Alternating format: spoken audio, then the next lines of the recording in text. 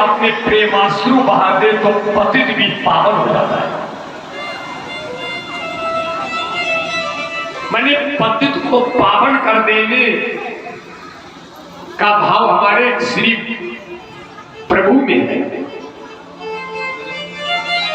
इसलिए ये जो भागवत की कथा आप सुन रही हैं, ये बेटा भागवत का जो दिव्य स्वरूप रखा है, ये केवल कोई किताब बंदी नहीं रखी, ये हमारे भगवान का साक्षात दिव्य स्वरूप है। ये भागवत हमारे भगवान का साक्षात स्वरूप है। और नहीं तो एक अनुभव करो, जैसे आपने अखबार पढ़ा, अब देखो इसकी गुणवत्ता बताए, आपने अखबार पढ़ा और यदि कहीं से कोई ये कह दे कि ये तो कल वाला अखबार है, तो लोग तुरंत खोपड़ी पड़ के कहने लगे फेंक देंगे। अखबार यदि कल वाला बलौड़िया मिल जाए तो लोग फेंक देंगे। लेकिन भगवान की कथा कभी पुरानी और बेकार होती हर समय ये जिज्ञासा बनी रहती है कि हमें कथा सुनने को दोबारा आप कहां, कैसे और कितनी जल्दी अब ऐसे ना लगा। जबकि दोनों ये अगर बिल्कुल लौकिक रूप समझो तो दोनों कागज के पन्ने हैं। लौकिकता में बेटा दोनों कागज है, लेकिन अब इस कागज के अंदर एक परमात्मा का विशेष रूप समाना नहीं है, तो ये कागज पढ़ते पढ़ते हमें कभी तृप्ति होती है। अखबार पढ़ने के बाद में पुराना हो जाता है, लेकिन राम कथा और कृष्ण की लीला कभी पुरानी नहीं होती।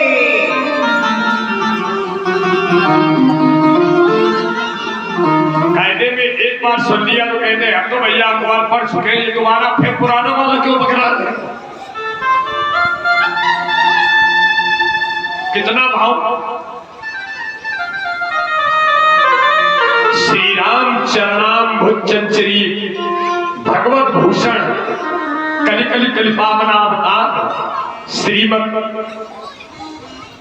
तुलसीदास जी महाराज जी ने जो राम कथा का निर्माण किया है, उसकी एक एक पंक्ति में मनुष्य के जीवन की कल्याण की भावना छिपी।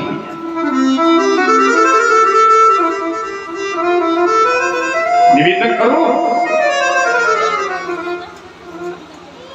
एक तरफ है 10 रथ, ठीक है, एक तरफ है 10 रथ। रथ का क्या काम है? उसके ऊपर बैठना, रथ पर बैठा जाता है। और एक तरफ है 10 मुख। मुख का काम क्या है? एक तरफ है 10 रथ। रथ का अर्थ है कि उस इंद्रिय रूपी रथ को संयम के द्वारा उसके ऊपर सवारी, इंद्रिय रूपी रथ के ऊपर सवारी, इंद्रिय रूपी रथ 10 रथ। सत्संग शुरू हो गया। अब बहुत विवेकशील व्यक्ति की चाहिए मुझे जरूरत।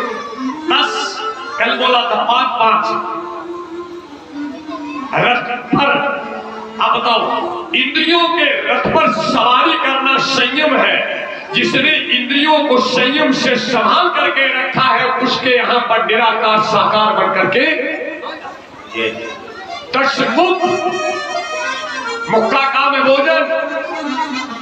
अब समझो, और जो इंद्रियों का गुलाम है, उसके यहां पर राम ने जाकर के रावण का उद्धार, क्योंकि मुख था और ये रथ है, बैठा जाता है, सवारी करके संयम किया जाता है, और मुख का काम है भोग करना। 2 बिंदु इधर देखे बिटिया हमारी बहने, कपड़ा है बेटा, तजुर्बा हमारे बहुत सहूर सिखा करो। कपड़े को दर्जी भी काटता है और चूहा भी काटता है। कपड़े को दर्जी भी काटता है और चूहा भी काटता है। चूहा जब काटेगा तो बर्बाद कर देगा।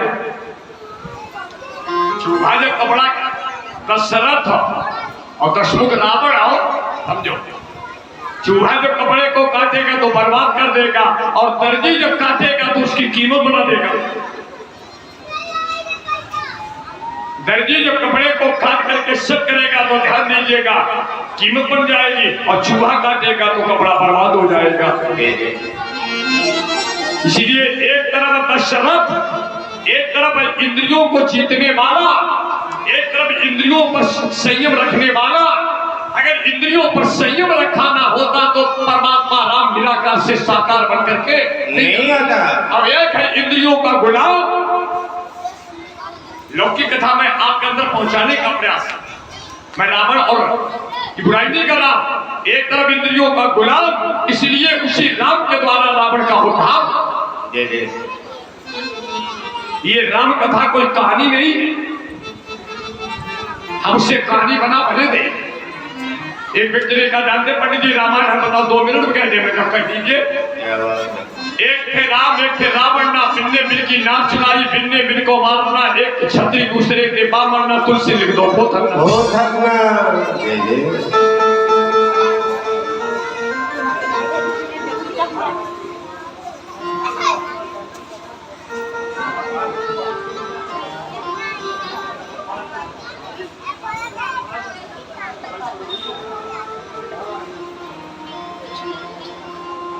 समझिए आप, एक व्यक्ति कहने का रामायण कुछ ही नहीं।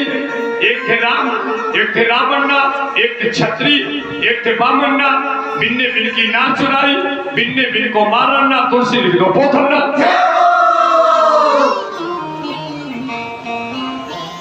हो गई रामायण। हाँ बताओ, एक व्यक्ति तो ये भाव करता है, जबकि रामायण का एक एक मंत्र जीवन में प्रयोग करने वाला है। रामायण प्रयोग का विषय है, गीता योग का विषय है, और भागवत वियोग का विषय है। वियोग का अर्थ नरेंद्र विशिष्ट योग है। उदो मन न भय तशवीश, चित्र कन्या। इसलिए ये कथा कोई सामान्य कथा नहीं है। तब तुलसी ने मानस में लिखा,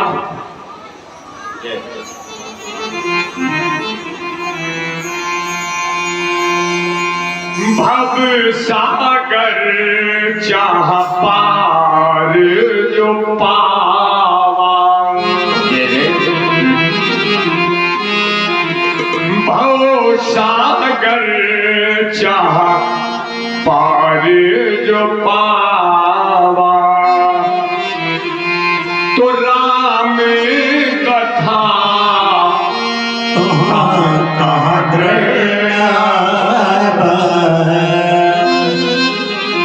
कहा थोड़ी देर का काम उधर रखा है।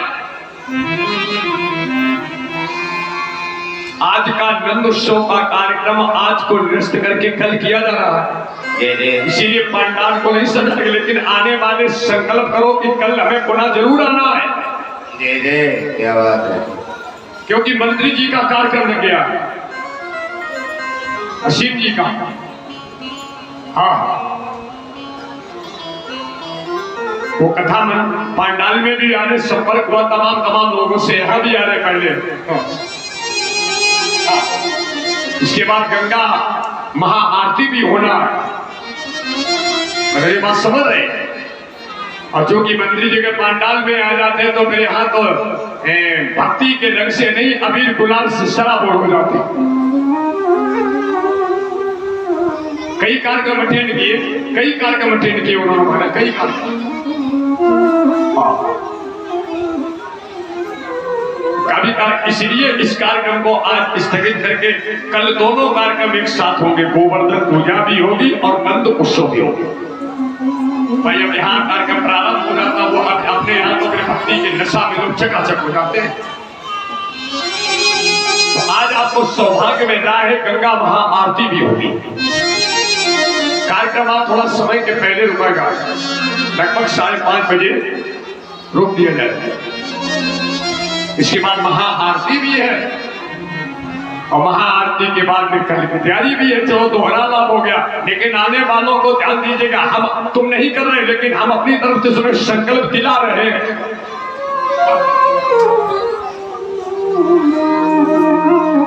आप ये चाहे घोड़ेपुर की बहुएं हो और चाहे बीरहार की हो,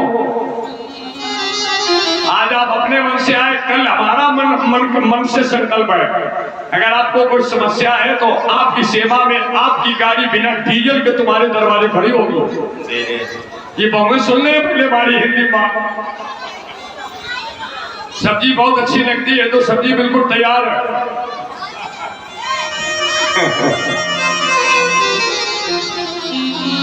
भाई सामने वाले भी समस्या उसको भी नरेंद्र देखना हमारा आपका उत्तरदायित्व बनता है। क्यों मुझे ऐसा ठीक रहता हूँ, कहीं से कोई गाइडलाइन मिली है और वो अपने कार्यक्रम में कुछ समय के पहले यहाँ आएंगे, मूल तरीके से उन्होंने अपने वाले ही समय दे दिया और उसके बाद में मौका देंगे। बात ये थी तो बात बड़ी मार्मिक चले, सुने आप। तुलसी दादा ने कहा भव सागर चाह पार जो पावा, और सागर कौन पार जाना चाहता है? भव सागर चाह पार जो पावा, तो राम कथा कहाँ कहाँ दरगाह।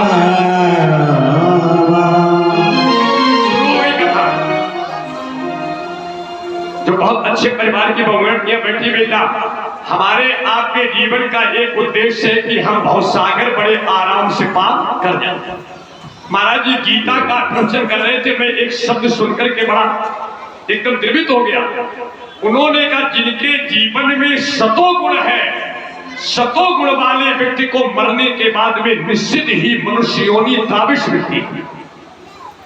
सतो गुण वाले को, जो शाकाहारी है, सतोगुणी है, उनका जब जीवनांत होता है तो निश्चित ही अगला दिन मुश्किल होता है। तो आप अपने मन में संकल्प करें, पाप तो जिंदगी भर कमाते रहे, पाप तो जिंदगी भर कमाते रहे, पुण्य कुछ तो करो जिंदगी के लिए, और हाथ हिंसा के खातिर चलाए सदा, हाथ हिंसा के खातिर उठाए सदा, जोड़ दो इनको अब बंदगी के। अगर मनुष्य योनि दोबारा फिर प्राप्त करना है तो निवेदन क्या मैंने किया, पाप तो जिंदगी भर कमाते रहे, पुण्य कुछ तो करो जिंदगी के लिए, और हाथ हिंसा के खातिर चलाए सदा, हाथ हिंसा के खातिर चलाए सदा, छोड़ दो इनको अब बंदगी के।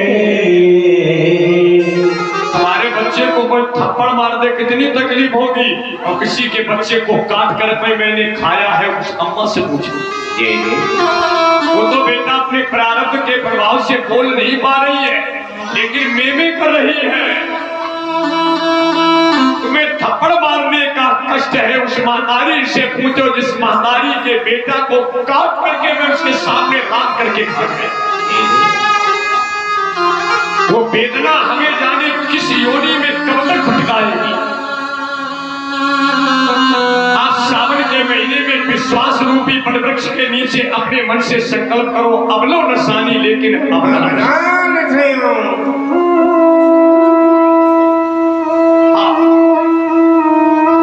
आप अपनी गारंटी लीजिए। बगल वाला यदि नहीं मान रहा है तो कोई बात नहीं, लेकिन आपके अंदर सद्भाव है तो आप अपना संकल्प कर लें।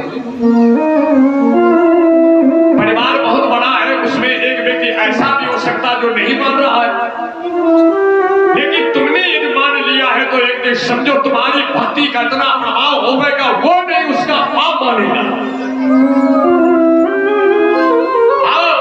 तो अपने विश्वास पूर्वक सौदा करते हैं, फिर हमारा उसके ऐसा प्रभाव पड़ेगा कि हमारे बैक्टीरिया उसको अनायास ही उस कर्म से हटा करके इधर मुड़ देंगे।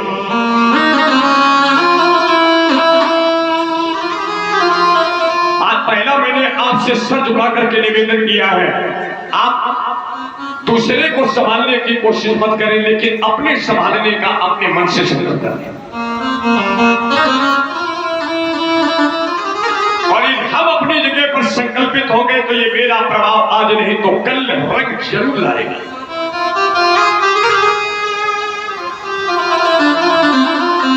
और सागर पार जाने के लिए कौन सी चीज है? अब देखो, पहले सूत्र समझ में कथा तो सुनाएंगे भी आपको। भव सागर चाह, पहले तो चाह बनाओ, पार जो पावा, जो भव सागर पार जाना चाहते वो संकल्प करे।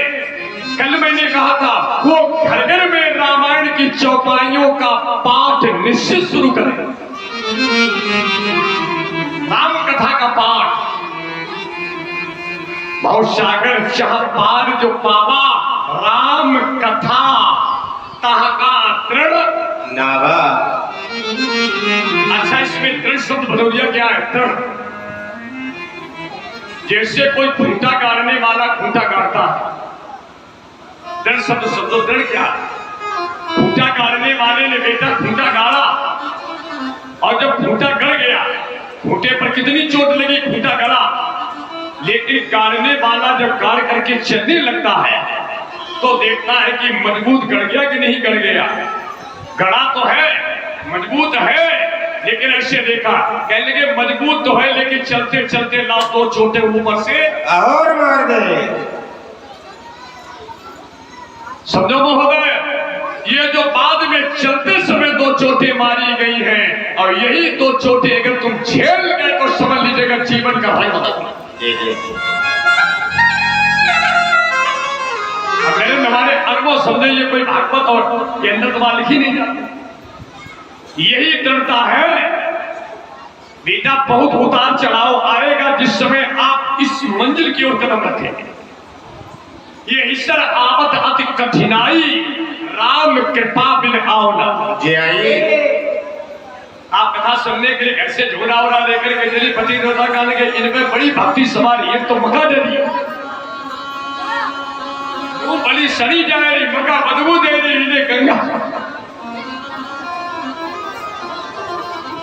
अब विचार करो कितनी बड़ी चुनौती है, लेकिन यदि आपने अपने जीवन की दिशा को मोड़ दिया तो समझ लीजिएगा उस व्यक्ति की दशा समझ जाएगी। अजीब खेल है। भव सागर चाह पार जो पावा, तो राम कथा धागा दृढ़। कथा पर बेटा दृढ़ता पूर्वक बैठ जाना कथा पर। अच्छा, एक बात बताओ पहले, राम कथा जानते क्या है? नाव। राम कथा धागा दृढ़।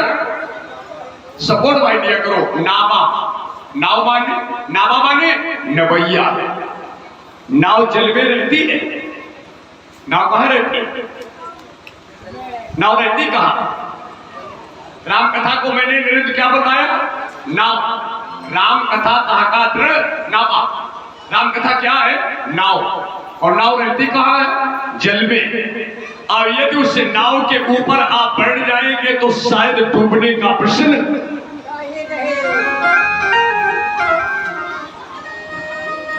ये राम कथा बेटा नाव है, नाव। और राम कथा रूपी नवैया पर अगर दृढ़ता पूर्वक तुम बैठ गई तो निश्चित ही समझ लीजिएगा वो व्यक्ति सहज तरीके से भवसागर पार हो जाएगा। कथा रूपी नवैया पर तुम्हें बैठना है, चिंता करना थोड़े विषय। दूसरा प्रमाण हमारा सुनो साहब से। संसार में तो होगे, अगर भगवान की कथा रूपी नाव पर बैठ गए तो संसार में तो होगे, पर संसार तुम में नहीं होगा। जैसे नाव पानी में तो है,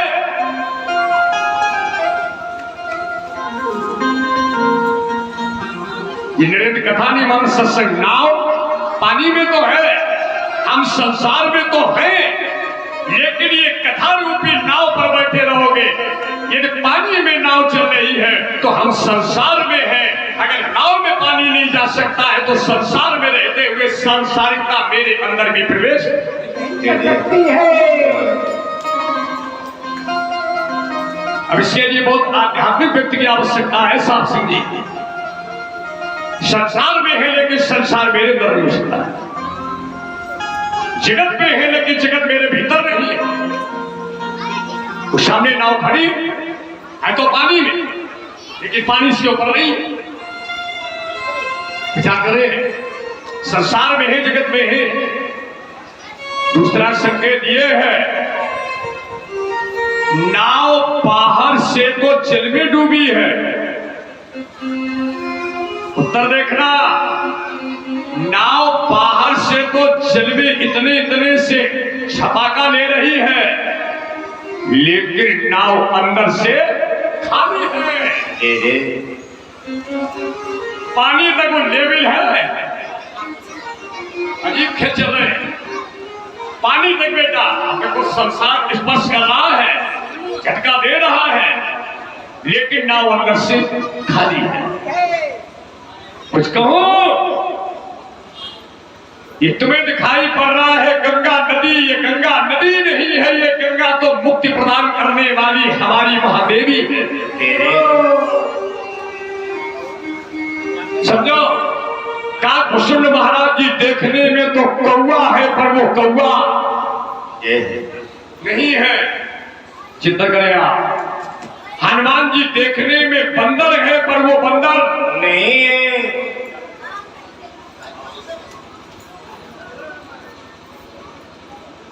क्या 3:30 बज गए लगा? नहीं आया तो जा।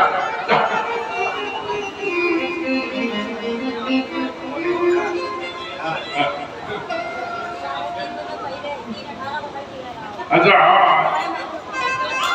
अब तक समझो क्या रहने के मान लो तो 3 बजे पहले बैठ गए।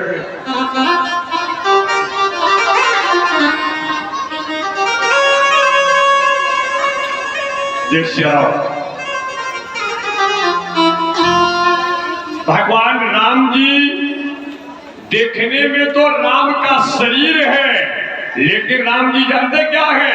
राम सच्चिदानंद दिनेशा। बेटा तुम्हें कम से कम बात पकड़ी पड़ होगी। राम का देखने में शरीर है, लेकिन राम सच्चिदानंद दिनेशा है। देह चिदानंदमय देह तुम्हारी। अब समझिए क्या बोल गए हम? वो देखने में कौवा है, लेकिन वो काकभूषण कौवा। देखने में तो ये नदी है, वैज्ञानिक लोग नदी मानते हैं, लेकिन बेटा ये नदी नहीं है। ध्यान दीजिए, हनुमान जी देखने में बंदर है, लेकिन दृष्टि भेद मत कर देना। वो देखने में बंदर है, लेकिन बंदर नहीं है। राम का देखने में शरीर है, लेकिन शरीर होते हुए भी राम सच्चिदानंद दिनेशा। शरीर है लेकिन वो सच्चिदानंद। कितने बिंदु पर मैं चर्चा कर गया। ध्यान दें आप, अगर वो सच्चिदानंद नहीं है तो नाम लगाओ साहब। ईश्वर यदि नहीं है तो फिर उनके दाढ़ी मूछ होना चाहिए, लेकिन दाढ़ी मूछ रामकृष्ण के कहीं है ही नहीं। ये बताओ, अजीब खेल है। वो तो हर समय किशोरा अवस्था में रहते हैं। हमारी तो अवस्था घटती और बढ़ती है, लेकिन वो घटने बढ़ने वाला नहीं है। किशोर अवस्था में रहना, यही लोगों के अंदर भ्रम है। बताओ, राम जैसे थे वैसे हैं, वैसे रहेंगे, लेकिन हम जैसे थे वैसे नहीं है। बुढ़ापा से बचने के लिए लोग लाख कोशिश करते हैं कि हमें कोई क्या कह दे कि ये बुढ़े हैं, लोग टाई लगा लेते, सर्जरी करा लेते। लेकिन राम जी तो बिना टाई के किशोरा अवस्था में जब देखो जहां देखो दिखाई पड़ रहे हैं।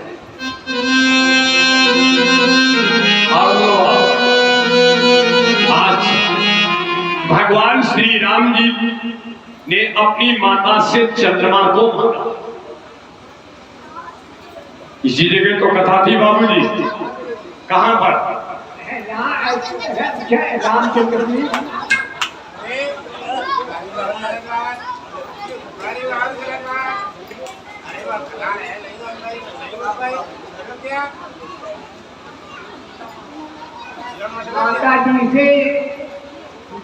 माता जी से कौशल्या से चंद्रमा मांग रहे भगवान राम। ठीक है, आवाज आओ सी।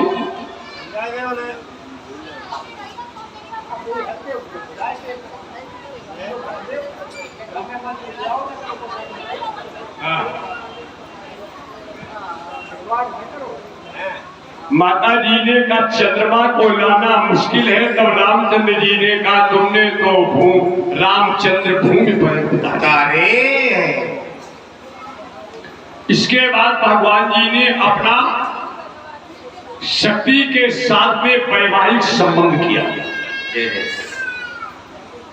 वैवाहिक संबंध एक कथा की आज विशेष डिमांड लगी है, उस डिमांडेड कथा पर मैं पहुंच रहा हूं। क्षेत्रीय लोगों के गांव वालों हमने ठीक कर देंगे भोजपुरी। शक्ति रूपी जगदम्बा से भगवान जी ने 4 तरीके से अपना विवाह किया। पहला भगवान ने संबंध किया है पुष्प वाटिका के अंदर गंधर्व रीति से। पहला भगवान ने अपना वैवाहिक संबंध किया है गंधर्व रीति से,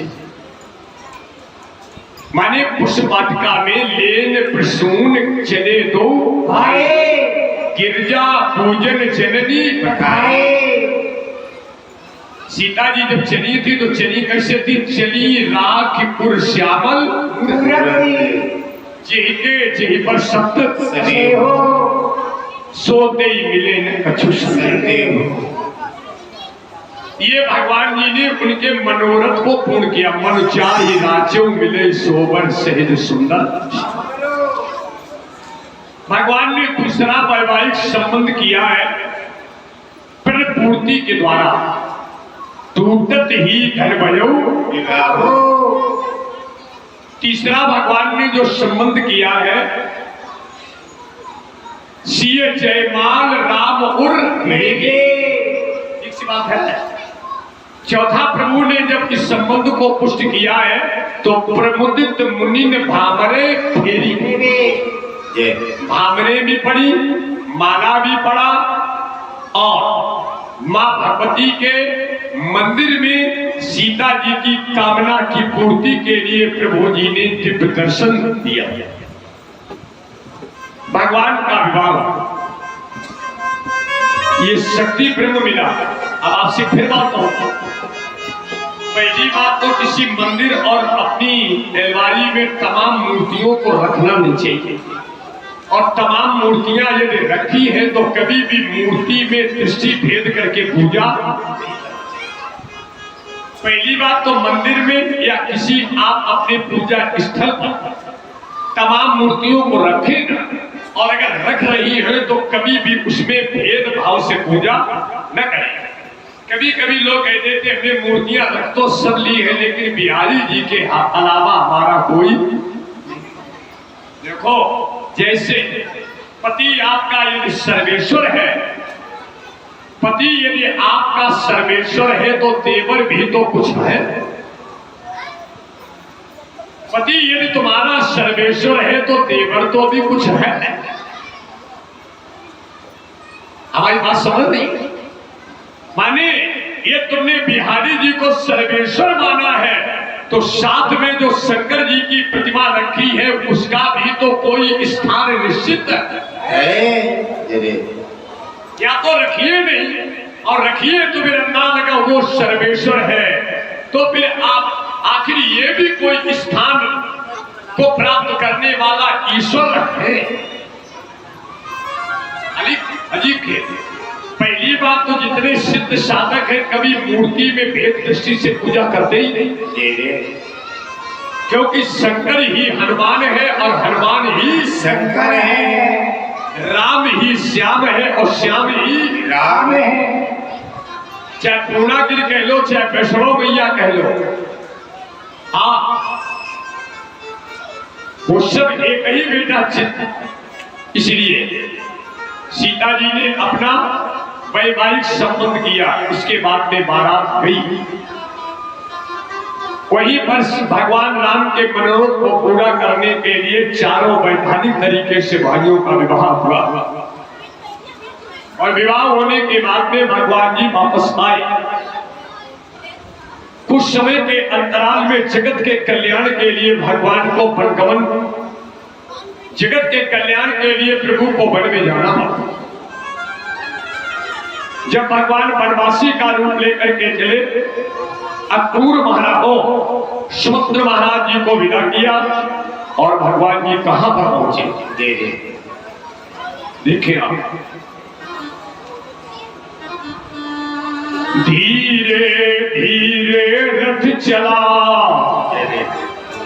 इधर अपद की ओर, उधर तीर सुरसरी के पहुंचे राज किशोर। आज हमारे रकुल भूषण भगवान राम जी गंगा के पावन तट पर खड़े।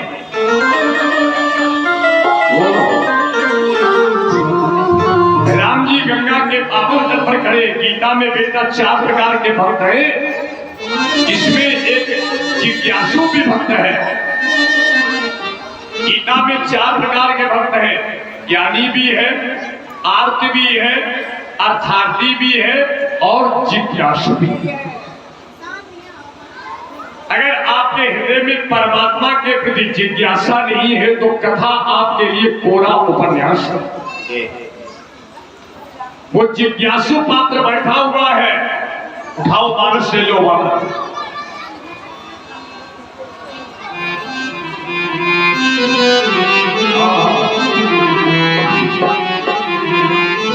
मागी नाओ नखी बट आना, मागी नाओ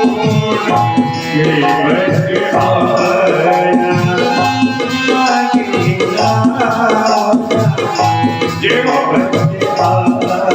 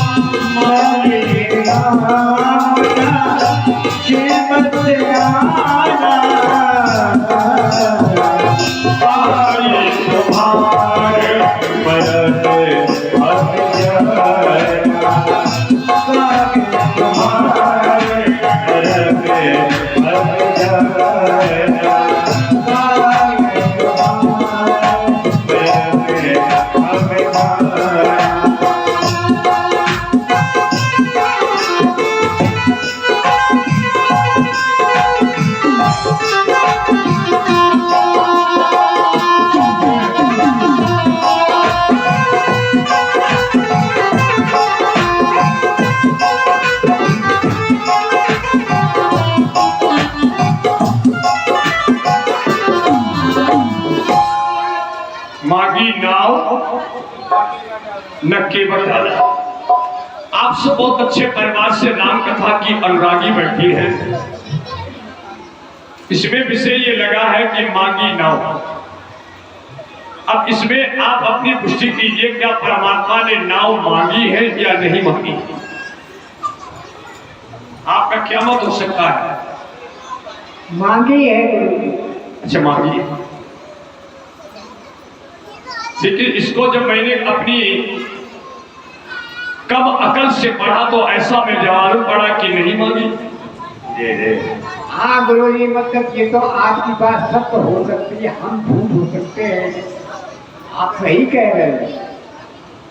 तो क्या कहें, ये मांगी है कि नहीं मांगी? अब गुरु जी ये तो आप स्वयं समझ लें, अब हमारा तो सोच यही है कि ये ना शब्द जो है इधर लगा देंगे तो मतलब नहीं मांगी और उधर लगा देंगे तो हम यही तो आपसे कह रहे, जिधर बताओ उधर हम लगाते, बात खत्म करें। आप हमें जिधर बताओ उधर ही लगा दें, हम खेल खत्म कर दें। तो फिर ऐसा करो गुरु जी कि अब नहीं मांगी है। अच्छा, मांगी नहीं, नाव नहीं मांगी, नहीं मांगे। भगवान ने भक्त से नाव नहीं मांगी, तो मैंने बिना मांगे आया है। बिना मांगे आया है गुरु। अच्छा, क्या आप ये अपनी बात दिल से स्वीकार कर सकते हैं? अब गुरु जी अब दिल से तो हम स्वीकार तो नहीं कर सकते, लेकिन अब क्या बताएं, करना पड़ेगा हमें। तुलसी ने कहा मांगी नाव, ये ना दीजिएगा, ना करवा दिए। ना शब्द ने विद्वानों के अंदर एक ऐसी असमंजस की स्थिति पैदा कर दी है कि विद्वानों को अपने को संभालना मुश्किल पड़ा। खूब आनंद